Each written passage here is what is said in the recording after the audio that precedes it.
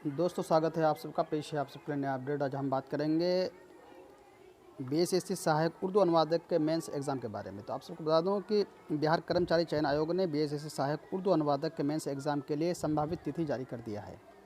जैसा कि आप सब इस नोटिफिकेशन को देख सकते हैं कि विज्ञापन संख्या 1/19 पद सहायक उर्दू अनुवादक की दिनांक 28 फरवरी 2021 को आयोजित प्रारंभिक परीक्षा के बाद योग्य पाए गए 5322 अभ्यर्थियों को सूचित किया जाता है कि उक्त विज्ञापन के लिए मुख्य परीक्षा का आयोजन दिनांक 19 सितंबर 2021 को संभावित है। तो इसके लिए अभी संभावित तिथि है, कंफर्म नहीं हुआ है। इसके लिए अगले नोटिफिकेशन का आप लोग इंतज़ार कीजिए।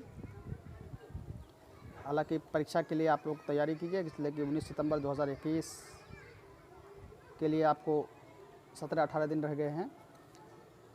तो बीएसएससी सहायक उर्दू अनुवादक मेंस एग्ज़ाम के अभ्यर्थियों के लिए ये बहुत अच्छा अवसर है कि जो लोग मेंस एग्ज़ाम में पास हो जाएंगे वो लोग यकीनन सहायक उर्दू अनुवादक उर्दू मुतरजम के पद पर नियुक्त हो जाएंगे।